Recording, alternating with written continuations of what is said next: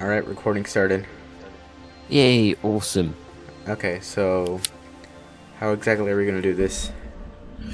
Um, from what I remember from seeing your previous video, um, did you manage to figure out how to put a song into the editor? Yes. The problem is I can't really download many songs. Like, I just use YouTube Music because that's like the easiest thing to download. But with other music, can't Fair enough. figure out that much. Right. Do you use YouTube converters? No. Right. They're usually online programs where you can take the link of a YouTube video, paste it in, and then it'll find that video, find the audio, and then convert it from YouTube to an MP4. Okay. And I suppose you know how to convert it into the format that will work with Project Arrhythmia as well, right? Which is .ogg? OGG. Yeah, okay. Yes. Yeah, you have a program to do that, right? Audacity. I thought so. So yeah. So let's go to editor, and I can teach you the ways of a project editor. Alright. So young Jedi. So first we need to download music, right? Unless you want to use one of these the levels that you have already. Actually, maybe I should try to find like music that I want to try for the level. Sure, that's perfectly fine. Okay. Though I was actually thinking the other day, maybe the best way to, I guess, start is find a empty video, like a video that has no sound on it, because I think it might be best to concentrate on how to actually work the controls and do the whole animating bit without distractions, I guess, or maybe like some sort. So like a no commentary or maybe video. something like that, yeah. All Or right. maybe just like some very chill music, Like some lo-fi. very mellow music. Yeah, something like that, or yeah, just something that it wouldn't distract so much, but it's nice to hear in the background.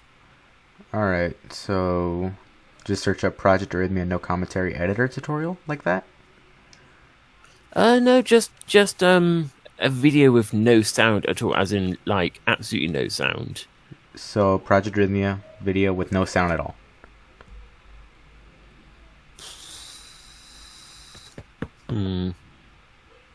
You know what? Let me have a quick look for some tune, and I'll send you a link, and then you can Convert it. Yes. Oh, I just searched up Project Arrhythmia and I found my video. Fancy that. Wow. What are the levels that you had created already? Well, I don't really have much. Just like simple like one block levels that I didn't really complete at all. They were just from the video. I have nothing else after that. That's fair enough. All right, I'll let you pick a song, and then we'll carry on from there. Okay, so I can just choose whatever song I want. Yep, absolutely. Okay, great. Yeah. All right, YouTube to MP3 converter. Yes. All right. CTRL, CTRLV. All right, we got it. Convert. Creo Nautilus. Yep, we got it. Yes. So, just download, right? Yep. Great. I have so many tabs open right now. Oof. Oof. I have like 3 windows. I have like, 20 tabs apiece? Oh my goodness. Screen share, change windows. We'll change it to... Where am I at? Downloads. I'm in my files right now. Just go there. That's fine. You see them? I see a black screen. That's probably there we go. Nice. Do you see it now? Oh yeah, that's perfectly fine. Okay, so right click, or go to Audacity first. I mean, you could right click on the file and then click on Open With. Okay, and open with. Choose default program. Okay. Choose default program. And just use. And if it isn't. Continue. And if you don't see Audacity there, just click on view more apps. Should be a drop down menu button. Yeah. Audacity doesn't seem like it's here. In that case, just do what you were going to do the first time. Just click on Audacity and do it like that.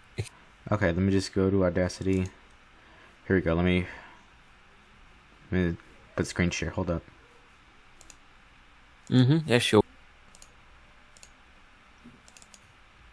And you can see. I don't need to view your Windows view anymore. All right, you got it. Yes. All right. Hold up. Say it again. You got corrupted a little bit. To pause and play the playback without need to click a button on the screen, it's spacebar. Oh, okay, cool. And to go from the editor screen to full screen, it's the button above the tab button. Does that make sense? Yes, this one. We got it. Yep. All right. And you can press it again to go back. And it's also this button right here, right? The 4 squares. Yep. All right. So it's time. We've been waiting for this for basically years. But pretty much, yeah. It feels like that a bit. So, first things first. You see on the lower part of your screen, the beat map. You see that little white block with the your first object on it? Yes. Yep. You click on that and your object, and you get the object editor and the position and the keyframe editor, along with little coloured bars underneath all that. That says position, scale, rotation, and color. Position X, position Y. Yes. So, if you see, you can drag the blue scrubber along the beat map. Not that thing. The line that moves when you play and pause the level. This. So you can drag that up and down. Yeah, that's basically. How do I say it? So when you play the song, it moves across. That shows you at what point in the song is. That makes sense? Yes, kind of. Right. So, move your mouse onto the coloured bars bit, onto the keyframe. The one which says position, scale, rotation, and colour. Move your mouse onto that. Down a bit. Down a bit more. Alright, this one? There. Yeah, those... The bits where you're... Yeah, those. Those are for... so you can manipulate what objects do and how they do it. Alright. So, also... scroll wheel can zooms in and out, so try and zoom out as far as you can. There we go.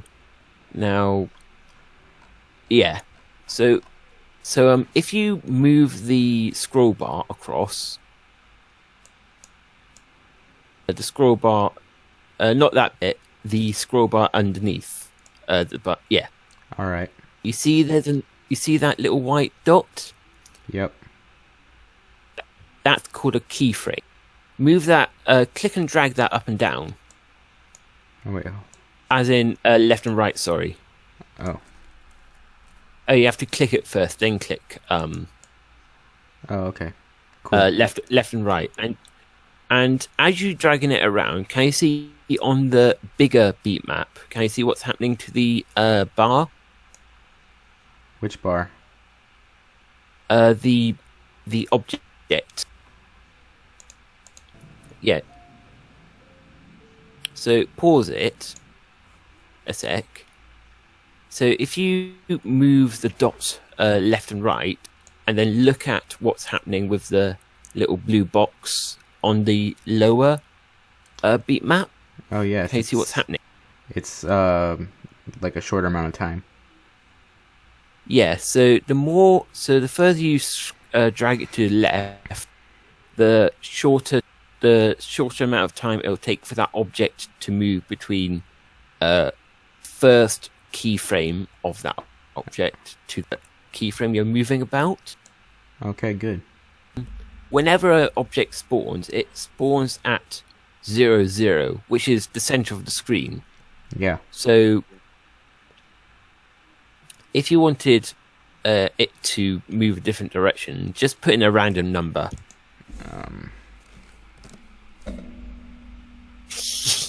Good number. I know. Let's play this. Play the song again from the beginning.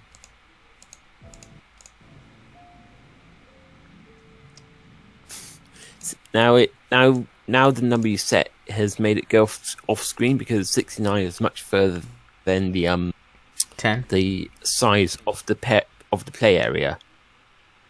Mm-hmm.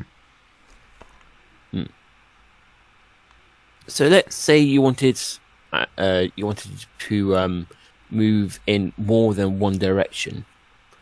So put back to position to 10 again. So from the beginning of the object to this keyframe, it will go from 0, 0 to 10, 0. Let's say we wanted it to go up from that point afterwards. So move your mouse onto the red position keyframe timeline. Not the blue dot, but somewhere else. Yep, and then right click. You have made another keyframe, which copies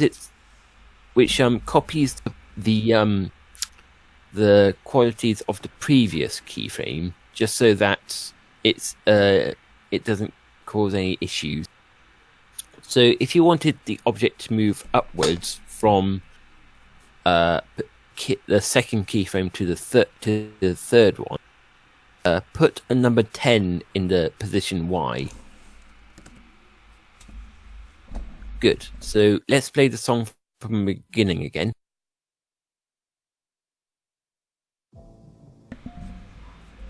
Okay. Oh, it's going up now. Because you set it to go 10 units upwards. All right. But of course it doesn't move left or right between position B and C because you didn't change the X to any other number. But on the third keyframe, what if you put the position X to 0 again? What do you think will happen? It'll just go up.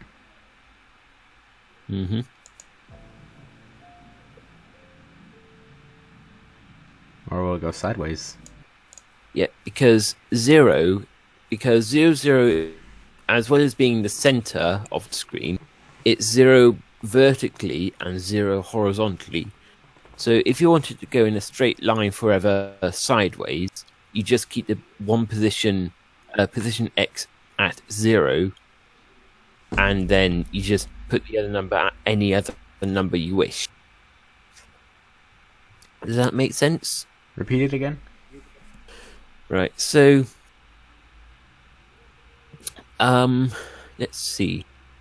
Try and make it so that the square goes to the right side of the screen, then up to the top corner. Oh, I beg my pardon. Yeah, 20 should be good. And 20. All right. Maybe 30. Yeah. Oh well, that's a little too far. Bit too far. All right, let's try this. Yeah, it should be fine. Well, it's better. Yeah. If you wanted it to if you wanted the X position to sort of go directly up or something, then you can click on the other keyframe that you've put down before. The white dot before the one. So whenever you click on the keyframe, it shows up blue. It shows the current one you're editing. If you click on another keyframe, the white dot, then you'll see its position numbers. So set the X to 20. So now it should go directly sideways and then directly upwards rather than diagonal.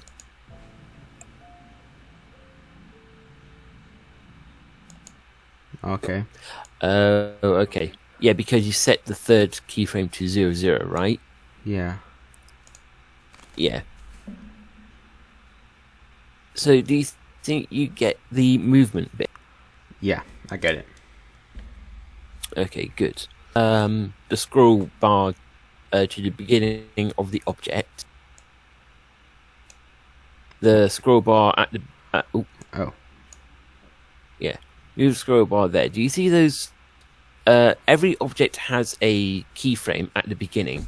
So click on the scale one. Okay. So it starts at 4, 4. If you add another keyframe anywhere on that timeline, Okay. you can never move the first one. It's stuck at the beginning. All right. So how do you copy another one again? Copy. You just right click on any empty space. Oh, okay. Cool. Say that you wanted it to double in size at that keyframe. You just put 8, 8 there. So now. All right.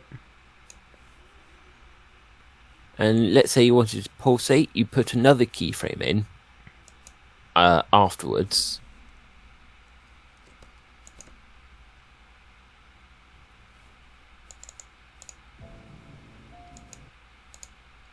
Okay, so put another keyframe, you said?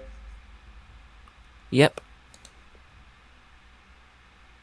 And you can put as many as you want, but obviously depending on what you want it to do. Just put in as many keyframes as you think you want to do it. Okay. So let's say that you wanted the object to grow big and then grow small and then big again. The first keyframe along the timeline should stay like that.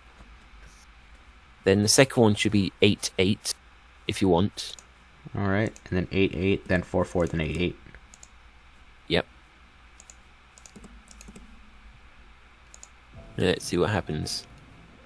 Okay. It's a little fast. My goodness. All yeah. Right, try separating them a little bit more. Yeah, that's the thing. You have to click once on the keyframe you want to move it. Or you can click and drag a box around them to select multiples.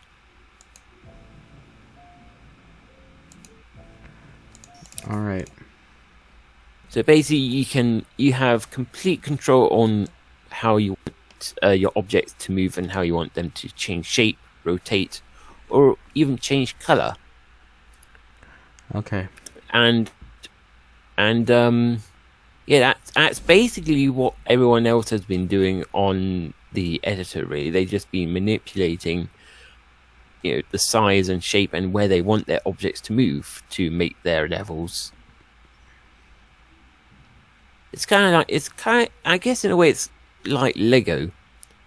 You see a huge Lego structure and it looks a bit intimidating because you don't really know how it works. But if you break it down into its little bits,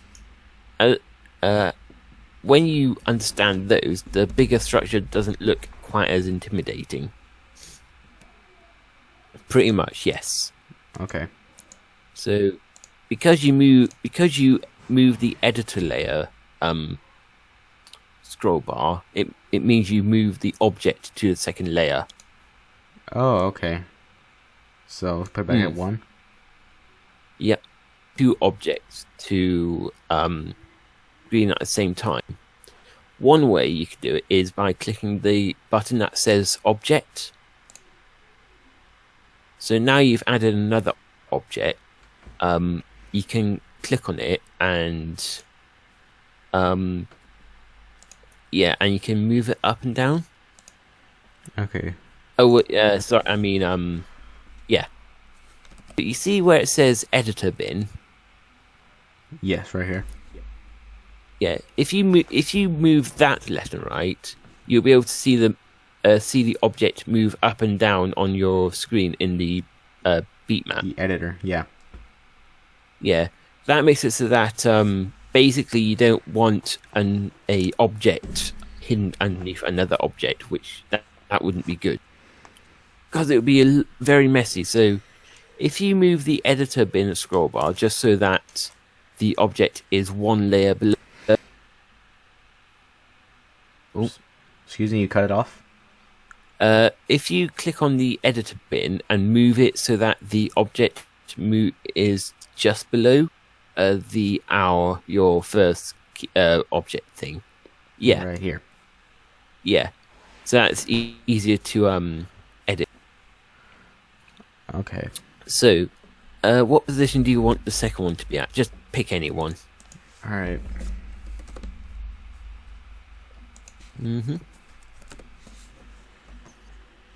So, add another keyframe in. Right click on any space. And then just add in, I don't know, you can also do negative numbers. Yeah, so to make them go the opposite way. Yeah, so for this instance, just put a minus symbol next to the 15.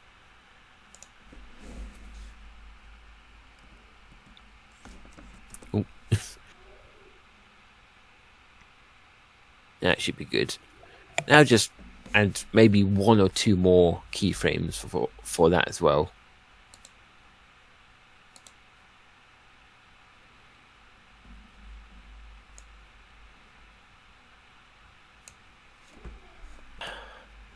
Basically, you can have as many objects on screen as you want. That you're virtually limitless on how many objects you can have, really. I mean, of course, there is a limit up to the point where you start lagging the editor. Yeah, which. But that isn't for. Huh? No, you first. Oh, I think I followed Z Lucky, and he said something about like making it lag if you didn't. Yeah, it was one of these 3 boxes.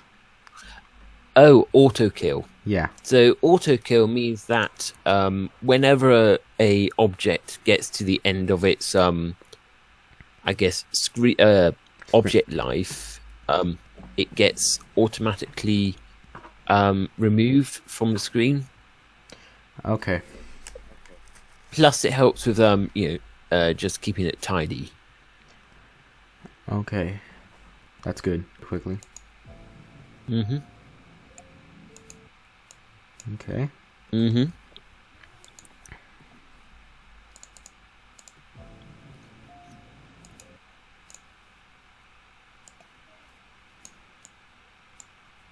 Let's put one all the way back here.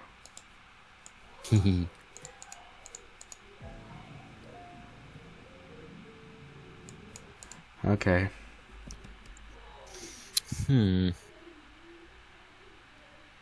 So, Oh no, my phone. I heard that.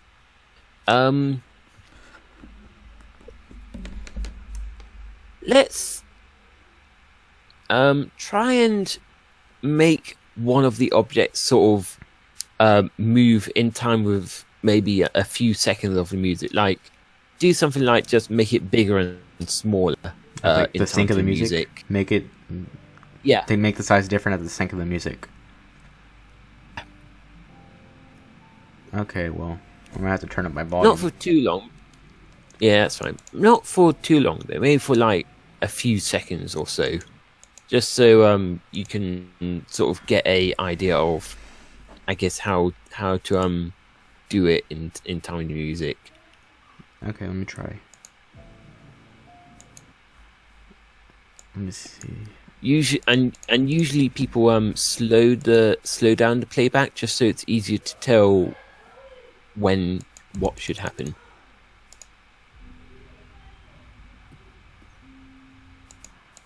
Okay, sounds like nightmare fuel, but it's fine. This is getting funner. All right. Mm-hmm.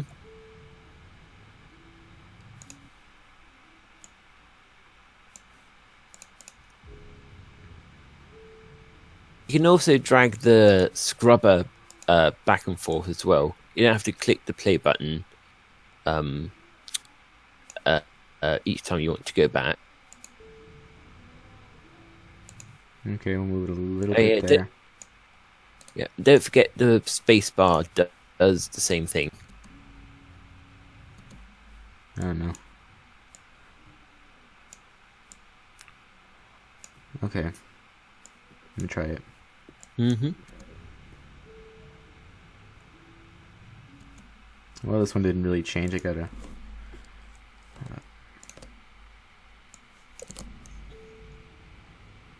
Oh wait, what? Hold on. Again. Oh wait, I think it's because it's copied, right? Yeah. Basically, yeah, because whichever one you click on is highlighted, and that's the one you're changing the numbers of. Okay.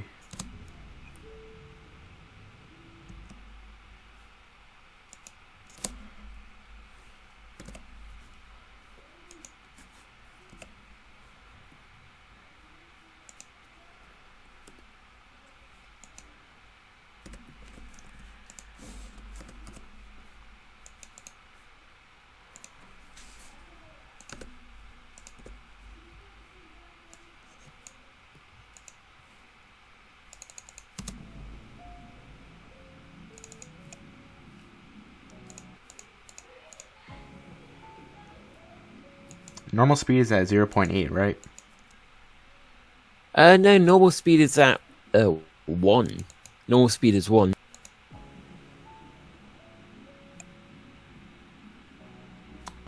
Alright, I need to test something. Let me see if I can like go all the way to the end of the song, or at least the middle, so I can see if I can remember it. Mm-hmm. Yep, it's at it's at 1. Alright. Mm-hmm. Right, hold on. It'll like I can see the... It'll grow when it's good there, but when it gets like right here, it won't move. I think that's because like in between these two keyframes, it'll grow, right? Or shorten. Yeah. Okay. Yeah. So how do you like make it do more things? No, how do you make it? How do you make it like do the same thing as this keyframe, so it can like grow or shorten more on this keyframe and not in between these two? Does that make sense? Oh, what you mean? Not a straight like transition from one to the other, more of a fancier transition. Yeah. You see where it says ease types? Ease types. Where is that at? Up above the scale inputs. Oh yeah, okay. There. So you have different ease types, which is how it goes from one position to another. So at the moment it's linear, which means it'll go straight from one position to the other. If you set it to say instant, click on that, then it'll go instantly from the last keyframe to the other to the current one. Okay, hold on. But if you wanted it to be a bit more, No, wait, hold on. Keep going, my bad. If you wanted it to be a more smoother transition from A to B, then you can choose another sort of easing. All right, let me see if inside. Let me try this one. No.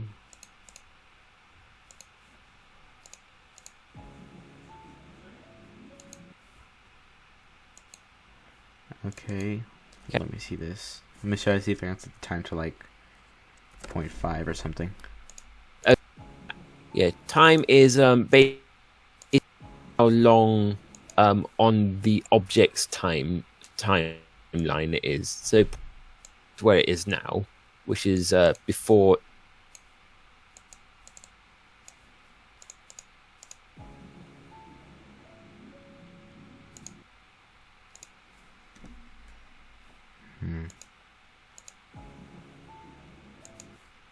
Try to move this one a little to the left. Okay, well it's... So let's click on the other keyframe you have. Now choose out the ease type. I believe that was it. Oh no, it was in sign. Sorry. Change it to. All right, There you go. inside. So now it should be a bit more of a curvy sort of. All right. Let me try linear again, just to see it. Mm.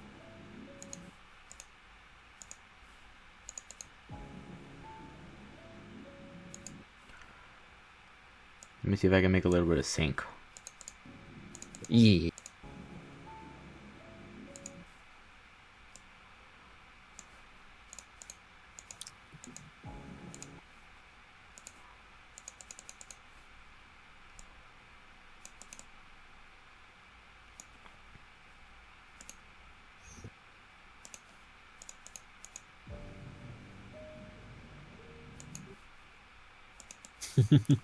Alright, I'm just experimenting right now.